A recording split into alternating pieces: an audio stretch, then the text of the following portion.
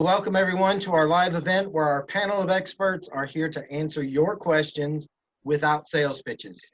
For those that may be joining us for the first time today, we are continuing our discussion on third-party risk as our last event was going so well on cloud security with questions, participation, and solid answers. We weren't able to get to all the topic questions, or this topic at all. As Cyber Solutions Director for Stealth-ISS Group, let me introduce myself. I am Todd Zelenka, your host, MC Facilitator. So welcome to CISO Live. Hey. Thank you. Was that a good? All right, over the last 2 weeks, there's been a huge spike in COVID-19 cases. I just got back this week from a family visit in Key West, and I'm under self-quarantine until I get my 14 days passed to make sure I keep everyone safe around me. So I sincerely hope all is well with you and your families as we continue operating in this pandemic era. Even though we try to make light of it, it is a difference in what we're used to working. So before I introduce our panel, I want to go over some housekeeping items. Unlike some webinars where you just sit and listen, we encourage and expect participation. But we do ask that you keep yourself on mute unless you're speaking and be respectful of others to avoid talking over each other. Plus, I'm not sure everyone wants to hear what's going on around you, as most of us are remote. And I've heard some really strange things lately. We're not going to go into that. For questions, you can use slido.com, event number 87381. Again, that's 87381. You can submit questions anonymously. However, we would appreciate you identifying yourself. That way we can acknowledge that you've asked the question, or even let you ask the question yourself if you prefer. Again, we encourage participation. This is for your benefit. To make sure we get to everything possible today, please try to keep your questions around the topic of third-party risk. Our next CISO Live event topic is being compliant does not equal being secure, and that's coming up on August 13th. Now, panelists, you know the rules. No fighting, biting, backstabbing, or crazy wrestling maneuvers during the discussion. You know, let's play nice together like we're in Mr. Rogers' neighborhood. I know that's not going to be a problem, I'm sure. So let's meet today's panelists. We have Mr. James Azar coming all the way from Israel. Mr. James, would you like to introduce yourself? Howdy, shalom. I am only in Israel on a business trip. I am one of the crazy people who decided to board a international flight and fly somewhere to work with his DevOps teams. But as a CISO, you realize distance from DevOps equals shortcuts in DevOps. So I spent 2 weeks in quarantine here in Israel. I'll spend 2 more weeks when I get back to Atlanta out of my own will, like Todd here. Just rather be careful than put other people at risk. I am a Chief Information Security Officer. I also host a podcast called CISO Talks. Again, like this very panel that we're hosting today, no sales, just CISO conversations. Fantastic. I'd like to introduce Mr. Paul Oyelakin. Did I say that right again? Yeah, that was right on target. Oh, fantastic. Mr. Paul, go ahead and introduce yourself. That was a good intro music, by the way. I was just thinking in my head, I was like, it'd be cool if you had an intro music, and then you cue the intro music. That was you nice. Ask, I deliver. Yeah. Paul Oyelakin, everybody. Glad to be here once again. Thank you for the invitation. I run pjcourses.com, which is a career development program. And I think that's all I want to share for today. So looking forward to having a good conversation with you all. And Mr. Leighton Johnson. All right, thank you very much. I'm based out of South Carolina. I am the CTO of one company and the CIO of another company. And I've been a CISO at a DoD federal agency in the past. And I've got 40 years of experience of doing this. All right, well, glad to have y'all. And last but not least is our fearless leader, Queen Bee and Chief Geek, Miss Dasha Deckwerth. Hi everybody, thanks for the introduction. So yeah, I'm a CISO, I'm a geek. I always like to have my hands in technology and security and compliance and making sure that we deliver the right solutions for the clients. But I think, Todd, you should introduce also Rob. He is on this call. So I think he's our fearless leader in this case. Okay, I'll be glad to.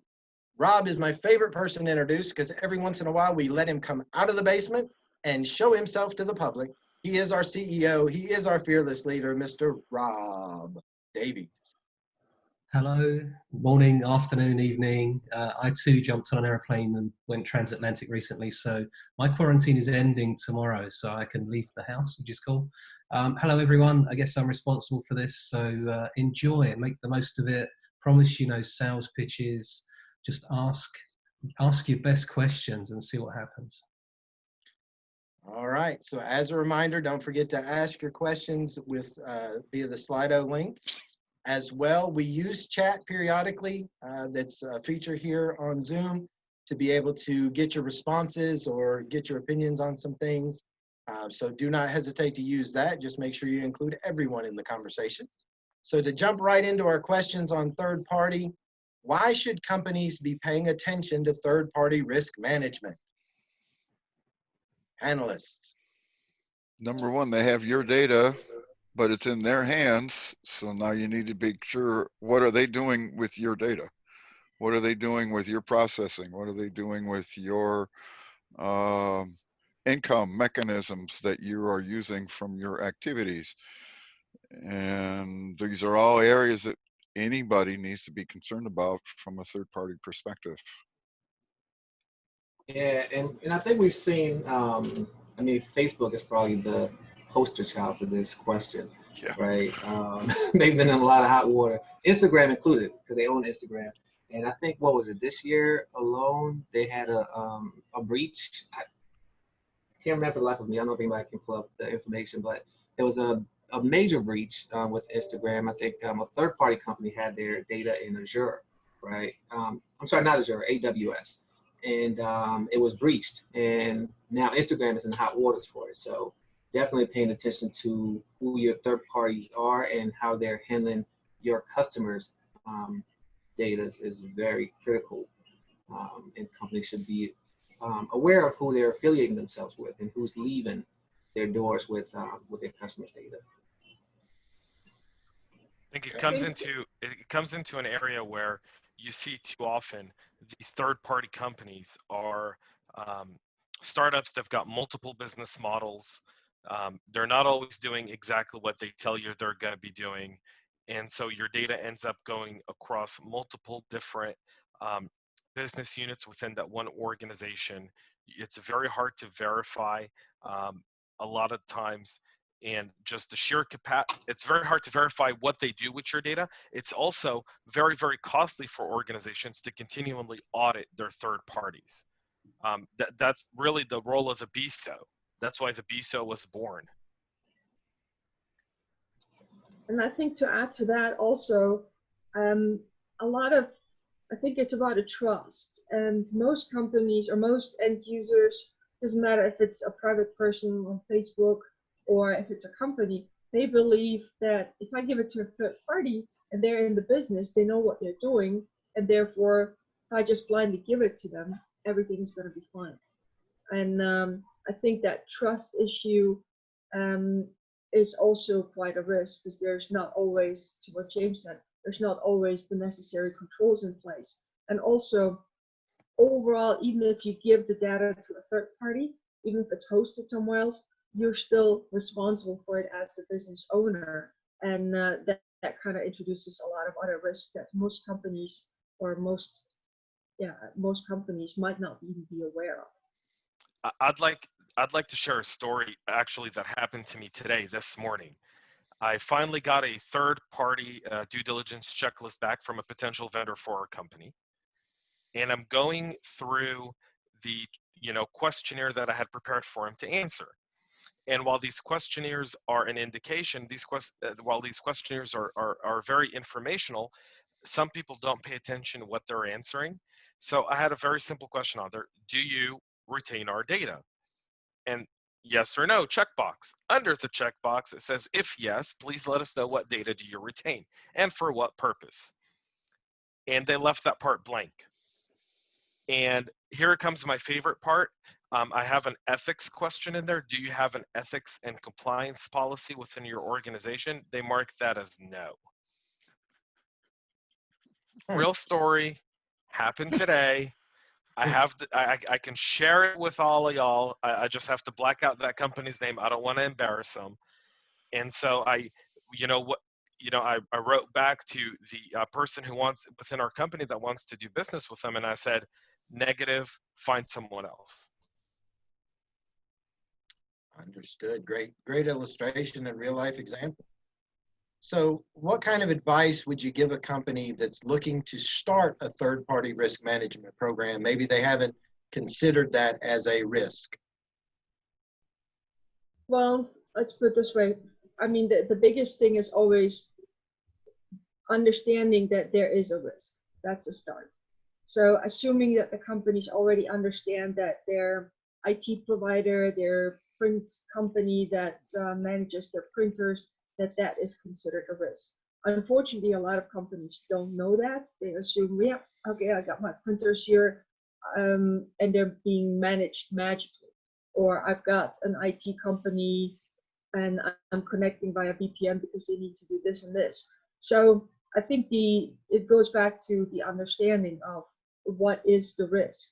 So assuming the company knows third party is a risk, the biggest key is understanding who are your partners. And then to James' point is go back and take a look at what are their security policies, how are they dealing with data, even the employees accessing your data or managing your infrastructure, managing your printers. Are they vetted? Do they do a background check with third parties? Do they have some kind of security training or anything like that? And also the other thing is, you as a company, you have to set your own requirements. What are you expecting from your vendors to do so they make you secure? Do you require them to go through annual training? Are you going to ask them once a year or every 6 months to go through an internal audit where they answer your questions about security, about how they vet their employees and how they store data, how they back it up, all of those things. So there's a lot to it, but I think it goes both ways. The company needs to understand the risk first, but they also need to set the guidelines, what they expect from their partners, and not the other way around. The biggest problem I've seen right away, starting off with trying to do a third-party program, is making sure the senior executives understand they're not giving the responsibility to somebody else. They still have some. And the biggest issue I've seen is almost inevitably, especially at the senior levels, they say, all right, we'll do a contract with so-and-so. Now I don't have to think about it anymore. Now I don't have to worry about it anymore. And immediately what, she was saying, this whole construct of the risk is still there. I mean, the risk doesn't go away because you let somebody else take responsibility. I mean, we've got, in the US, we've got laws that tell us the accountability can't be transferred to somebody else. It's still yours. So you have to understand that first and foremost. Then you got to walk through all the efforts as you would do in your own organization. Walking through, how do they handle with their personnel? How do they deal with their location? How do they handle your data? What are they doing with your data? Who's doing it to it? Are they got third parties going down the line? And that's part of the whole thing with this third party risk scenarios, that cascades down their supplier line just as much as it does ours. And so we have to deal with those arenas as well. As Capital One found out last year with Amazon being their cloud provider, one of Amazon's employees took off with her data.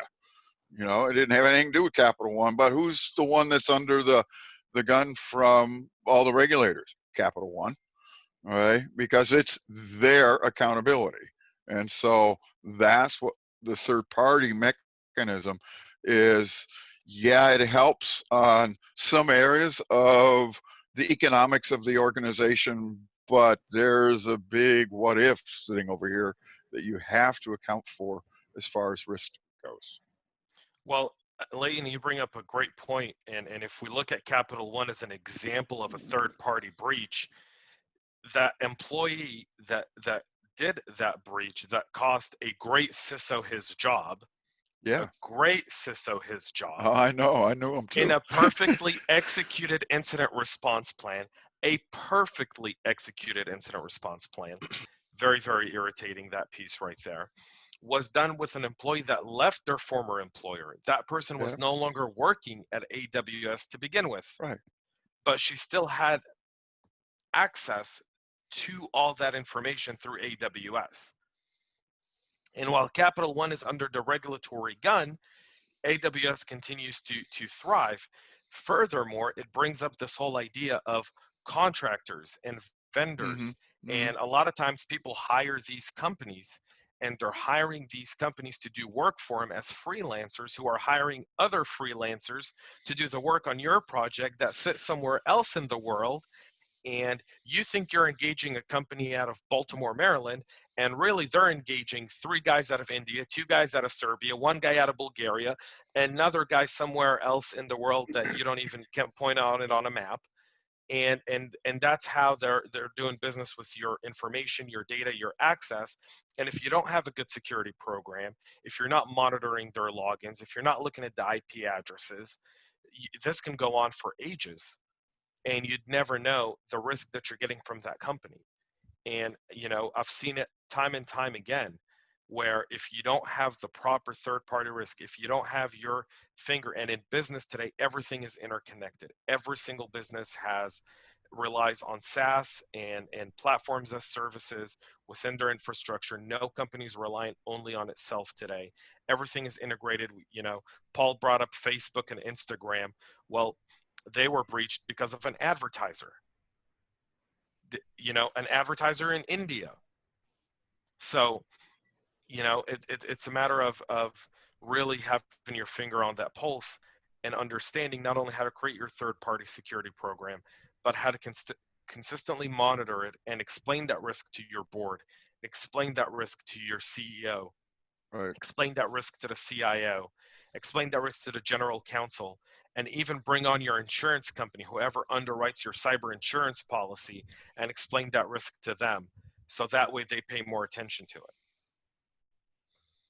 I would throw out there, if I can, this is great. Leighton, I think, you know, the fact that you brought up Capital One's an interesting thing, because I would say my recommendation would be to reach out to your network too, to see who you know in banks, because I think typically they, being regulated, they typically have a degree of rigor in third-party information security management, where you could look at a program at a bank and say, this is how a bank would do it. Is this what I need with relative to, you know, the risk appetite for your company?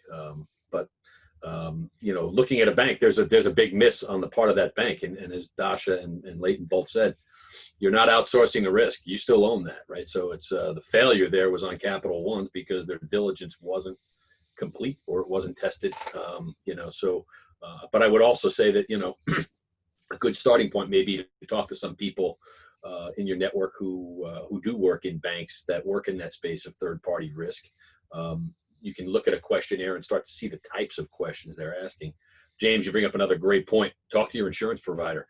They may tell you what they need. Where you're going to find that breach in your insurance policy, that's probably some stuff you're going to need. So that's fascinating stuff. Like I said, you know, practically how to do that, it's a messy space. It's a very messy space. But I think banks generally, and maybe government entities, tend to run a tighter ship, but nothing's impenetrable. That may be, James, but one thing, of course, about that whole scenario is that when the feds showed up at her place in Seattle, she had data from 30 companies, not just Capital One. You know, so right? She was a bad actor. Yeah. You know, and by the way, some of that data wasn't encrypted. We don't hear about the 30 other companies. Correct. Capital One's data was all encrypted, like 99.8% of it was. Right. You know, being a VPN administrator, which is what her job was, you know, she had all the back doors. You know, we laugh, but that says something about how. Exactly. My whole point is, you know. Right. You know, we put that kind of rigor into background screening of people who we're bringing in. You may be bringing in state actors. You may be bringing in a lot of different people. There's no telling. You know, that's why the government's pushing this whole new thing on vendor risk management mechanisms that we see right now with the the new DoD CMMC routine about supply chain risk management. And that's what it's all about, you know. The government's created a whole new area of security controls that organizations to follow under supply chain risk management, all in the last 12 months, because they've seen the same thing. You know, I mean, the data is walking out the door. You know, DoD estimated last year to the tune of $600 billion. You know, so that's a lot of things to pay attention to. Yes. Does anyone know if Capital One incurred any fines from that breach? Not yet. Not yet. Yeah. They're still under investigation. I would hope Not not. yet. I would hope not, because I think James' sentiment was that I mean, you couldn't have prevented that, right? There was no way for you to circumvent something like that. Other people's employees. I don't know about that. They didn't change passwords because she still had access 6 months after she left. Oh, so let me get this straight. The password was under Capital One's control? The password was under the VPN control that Capital One had. Oh, okay. I didn't get that piece of information. Okay. That's a little bit different. But also to point that out, Leighton, you're not given a full picture there. Right. She worked for AWS. She didn't work for Capital One. Right, That password exactly. wasn't changed because AWS was a vendor for Capital One, and AWS was managing that part of it. So AWS failed to change their password when they had turnover within their own staff. And it keeps And going then that on. rotated And the to story Capital keeps going, you know. and the snowball keeps getting bigger and Bigger bigger and and bigger bigger. and bigger. Right, exactly. But they will get, So I Paul, to answer your question, they're going to get fined. It's just a matter of how good their lawyers are when they negotiate that fine. There's no way they're not getting fined, just like they inevitably fired a CISO who had no right being fired for it. At best, he could have been reprimanded. Like, the worst thing they should have done is reprimand him, not let him go. Right. I hope in their contract with AWS that fine will be, you know, tunneled through them or something like that. Oh, come on. Have you ever read an AWS contract? It's not even close. Oh, man. That's terrible. Overall, I think what it comes down to here is as somebody outsourcing something to third party, yes, read the contract, make sure you understand it, make sure it's clear. But at the same time, it kind of comes down to if you're developing your own program or third party program management, to put in a rule to you as the end client to validate and verify what your third party actually is doing, like doing internal audits and making sure they really do password changes. I know it's not an overkill, it's extra work, but for the sake of your data and for the sake of your business, it's probably most likely worth doing that extra effort, going that extra mile, and making sure you know what your provider really is doing versus what they think they're doing. I gotta say, that's a tough one from a business perspective, because I am outsourcing because I don't want to deal with that work, right? I want to save some money. So for me to oversee on a granular level, you know, that's a tough one. But in this kind of case, I mean, I guess you have to, right? Because I'm looking it up now.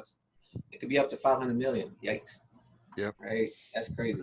So Just be glad it wasn't part of GDPR. Oh. So the point was made about contract language as well, and these things can look really scary to the uninitiated. Don't be frightened to ask for a second opinion or ask a friend just to go through that contract with you, because you know they can be quite confusing, but you need to understand their responsibilities with your data, and you're perfectly at liberty to query that and improve that where you can. So yeah, don't just put the contract in a drawer. Understand it, I think, is the point, right? Absolutely. I mean, one of the biggest things that I've seen that I worked in the fields there was to make sure that the company that wants to let the contract out needs to make sure that their security parameters are in the contract that the receiving contractee is getting. In order to meet the criteria, is you got to have what your standards are that they're going to adhere to, irregardless of what theirs are, but the contract needs to show what your standards are, and that's the big piece. That way you at least you got some sense that they're going to meet what you need, otherwise they're not meeting an SLA. Right. So the point is, again, you know, if you're not sure what you need, get some advice. Just don't let AWS advise you. Get some third-party advice. Exactly. And I can relate a Absolutely. story. I can relate a story that's just happened to us this week. Is as someone was looking at possibly doing business with us, they did some research and tried to figure out any of the affiliations that we had, because they're trying to do their due diligence on making sure they know who they're doing business with, and they're in the financial sector as well. Coover, I saw you had turned on your video and your mic. Did you want to ask a question or chime in?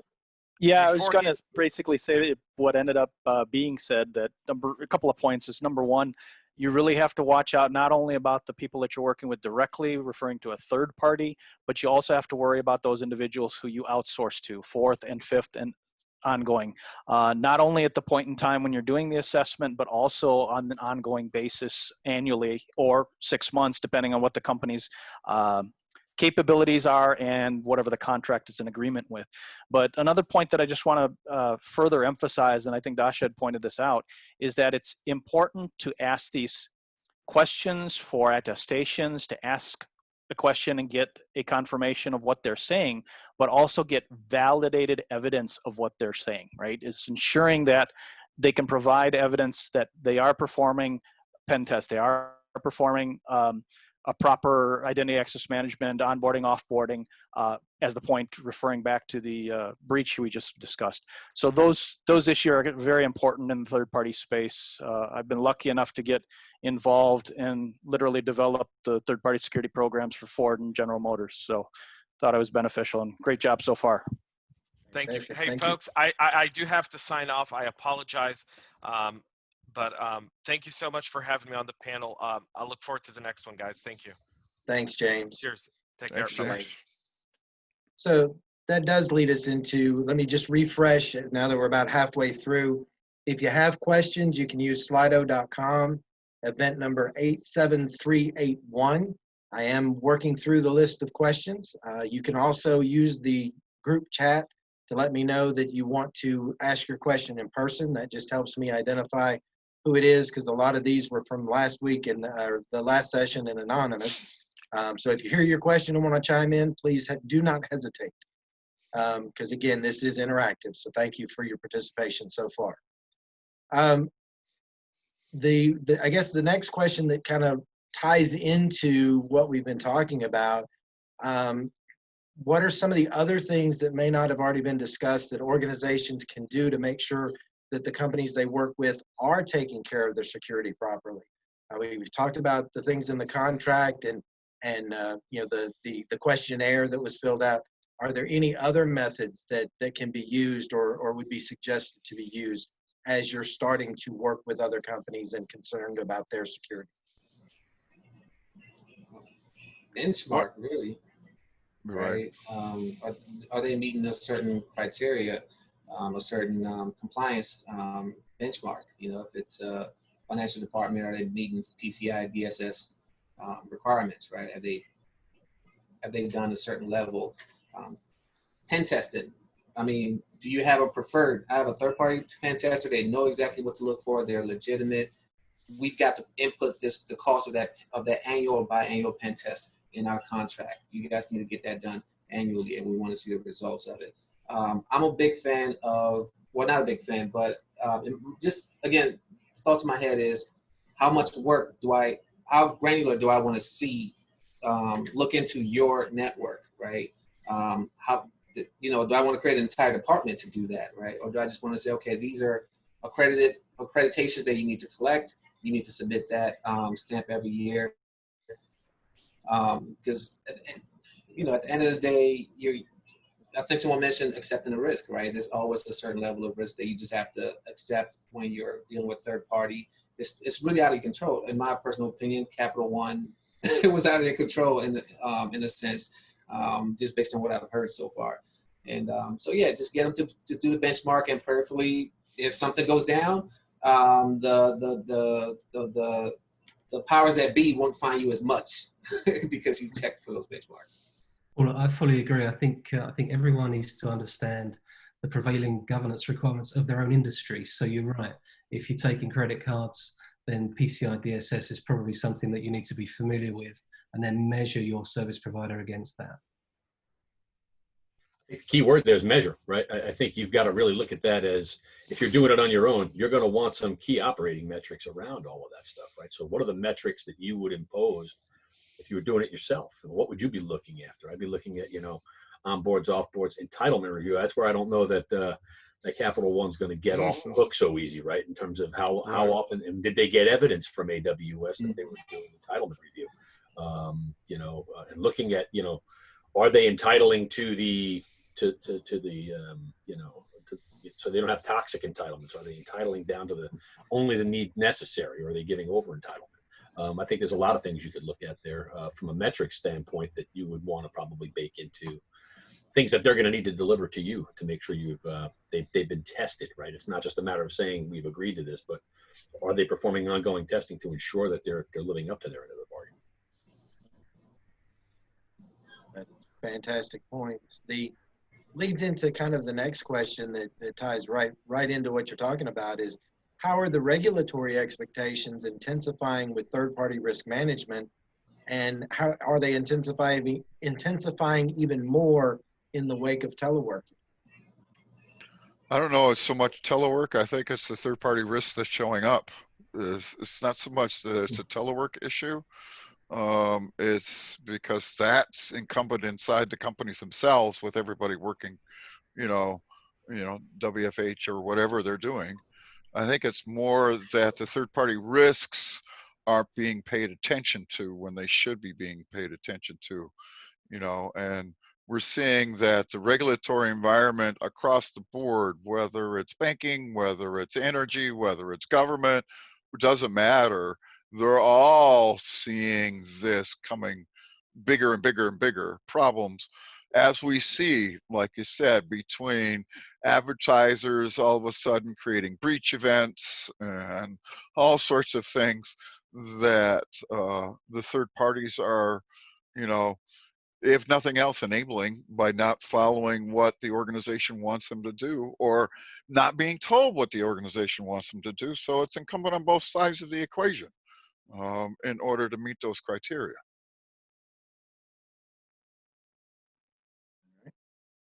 Anybody else have anything on that? Yeah, I think. I'm wondering if they keep going on that, or Dasha, you talk about the commingling of data last week, right? Where do you see, to the question Todd just asked, the threat surface being bigger in a work from home scenario, and people are using their own devices in many cases? Do you see that risk and threat expanding because of either BYOD or just because, as Dasha pointed out last week, that commingling of data, even on mobile devices? You're putting apps on your phone that you get into your hotel room that may have it may not cooperate well with other apps that are on your phone. Is there an ability to test for that kind of stuff from a corporate standpoint? Only if you set it up ahead of time. And one thing I wanted to add here as well on the regulatory and compliance requirements is, a lot of, especially the DoD, is setting requirements on third parties like AWS, Azure, to meet certain security requirements. Mm-hmm. And if you, as a vendor, for example, want to do business with the government and you have a cloud solution or a cloud service that you provide, you have to show that wherever you host it, that they meet, in this case, the DFARS requirements, which is encryption, which is connectivity, annual audits by a third party, and.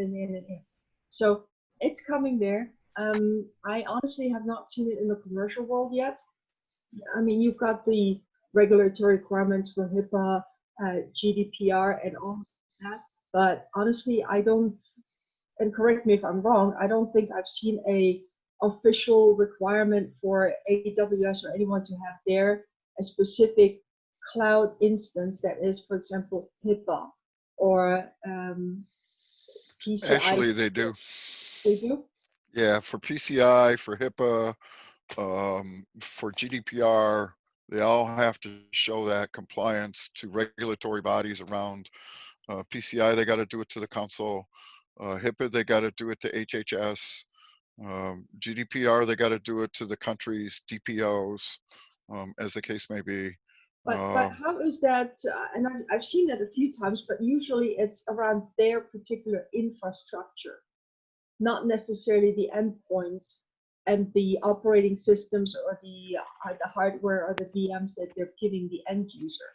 Because I've seen. Well, a lot of that has to do with the fact that, for example, in AWS, the end user is the responsible party for configuring all storage. And that's been an AWS standard since they started back in 2006.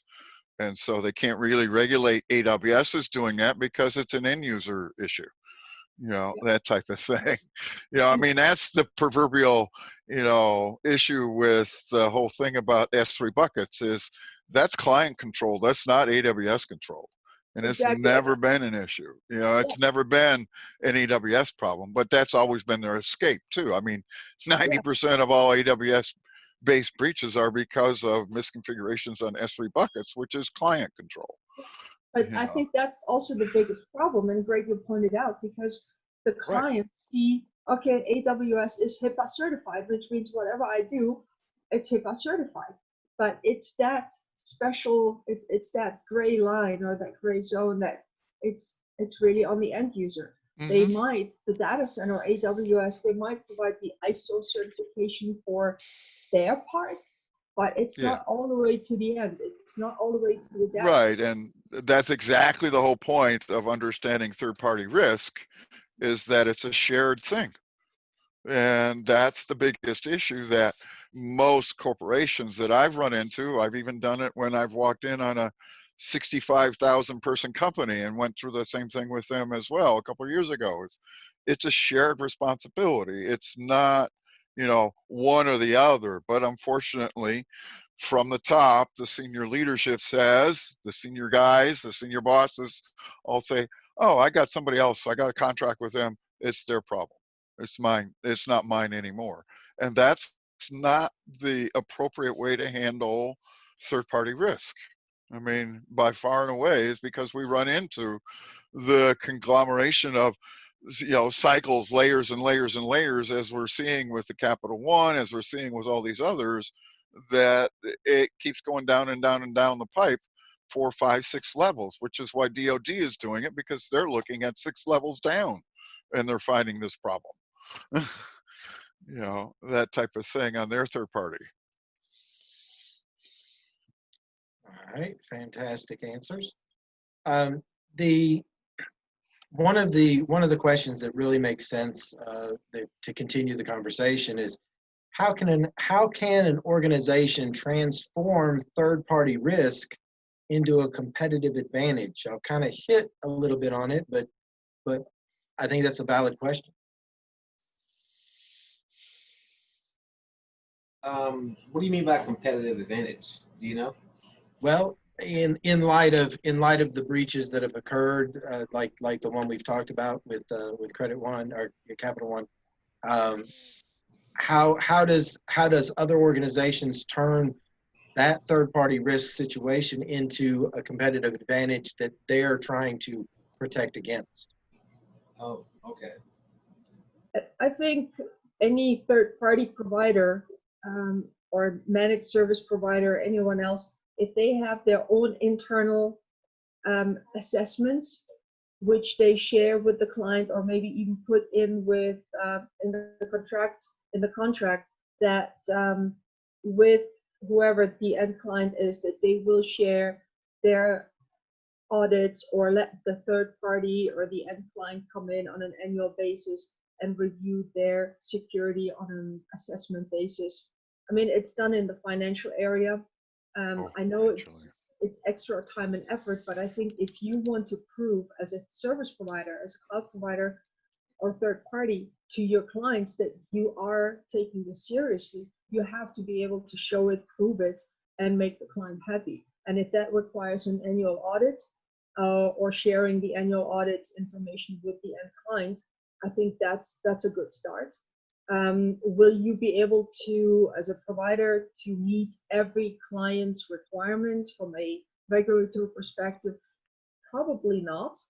But if you use best practices on the security side, you're probably pretty good off.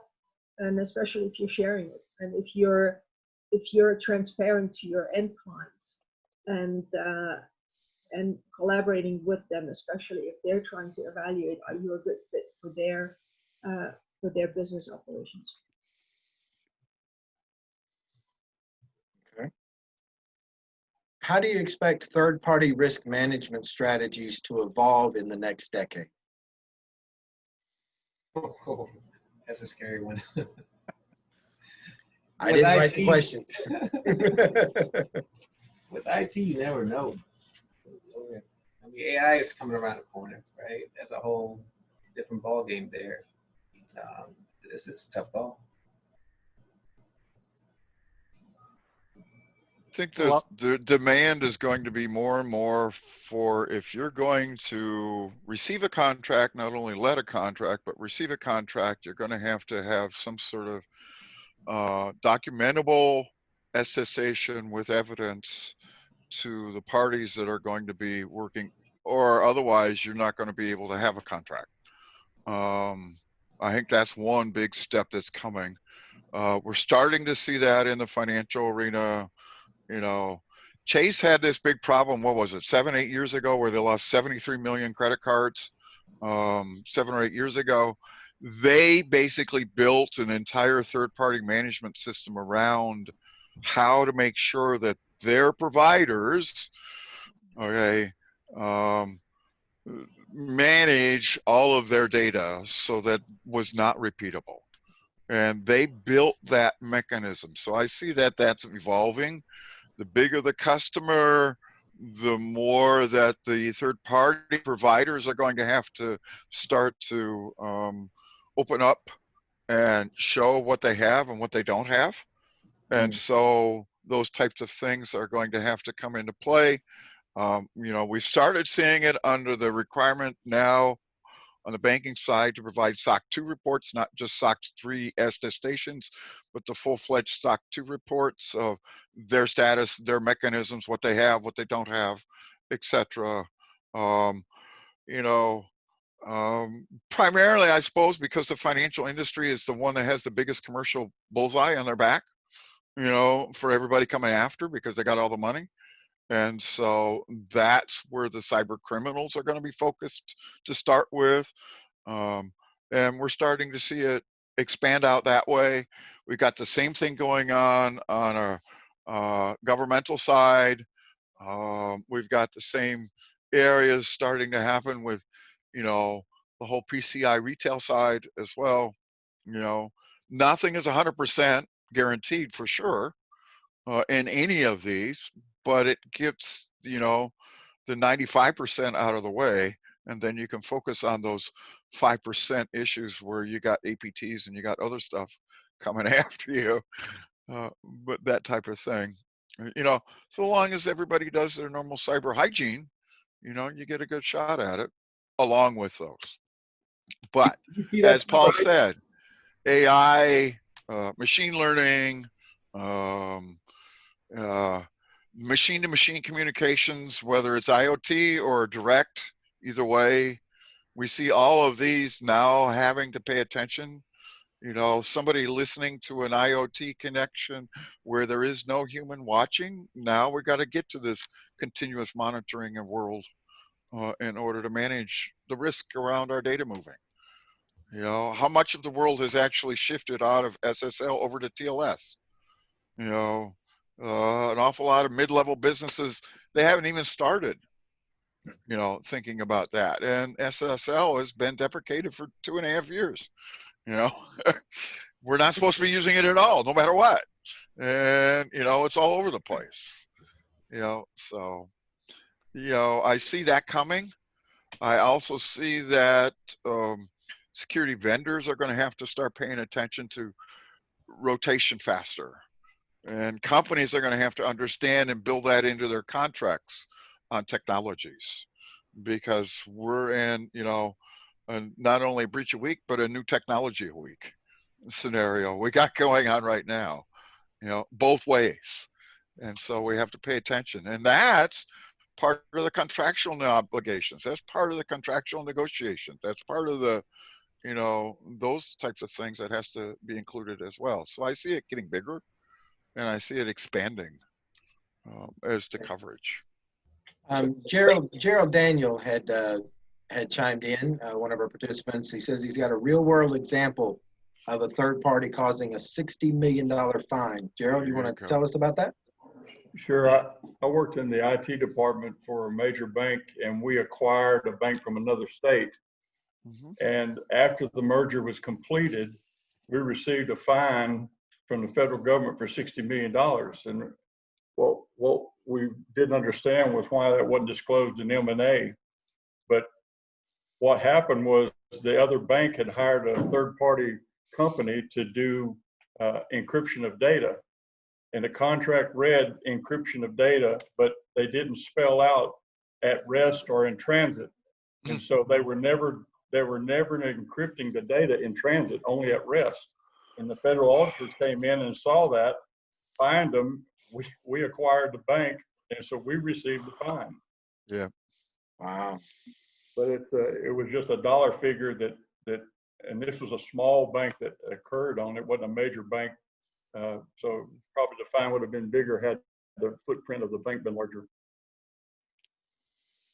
Thank you for the example, and I think it does tie into the not just the security ramifications, the contractual ramifications. You need advice from legal, from cybersecurity advisors, etc.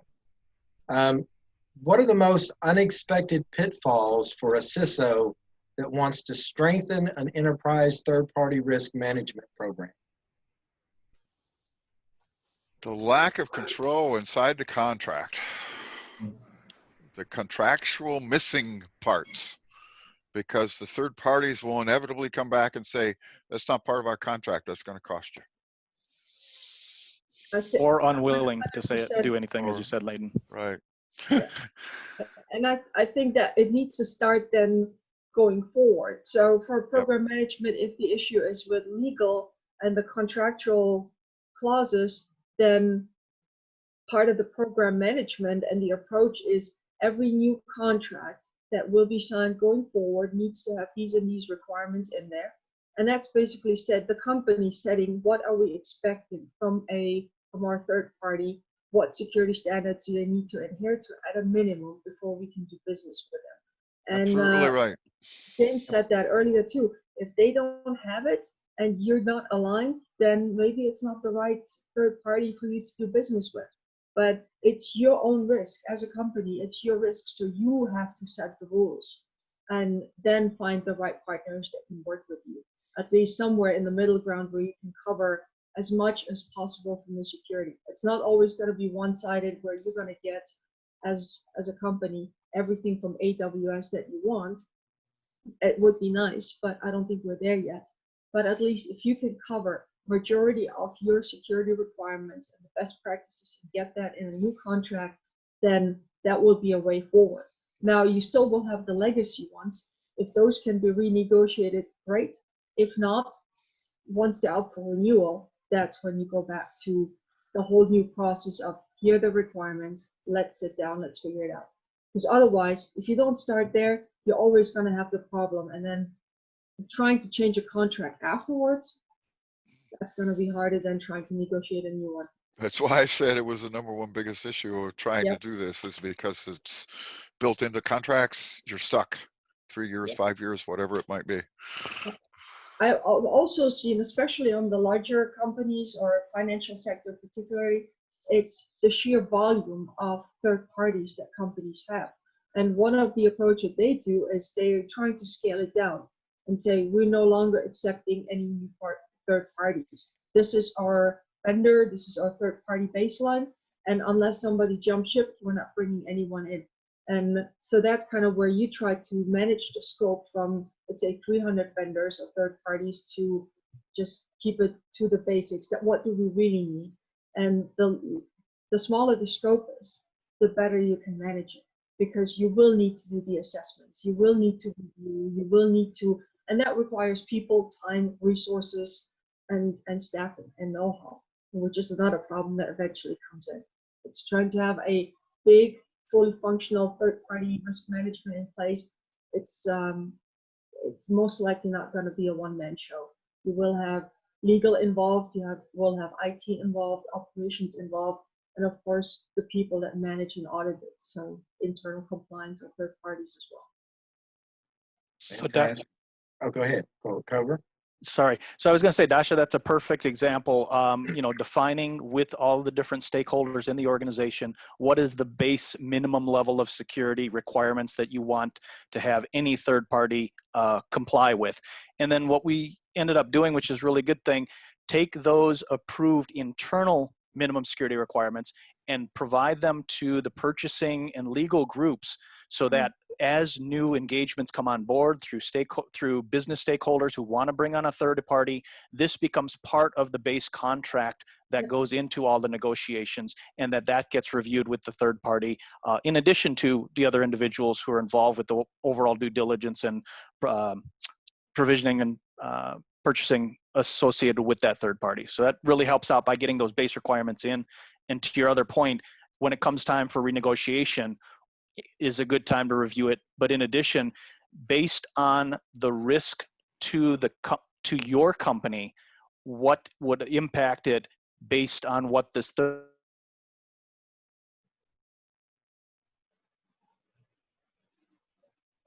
Sounds like Cooper may have had an internet connection problem. It looks that way. If he refreshes, we'll let him finish. Jim, you had a comment. Go ahead.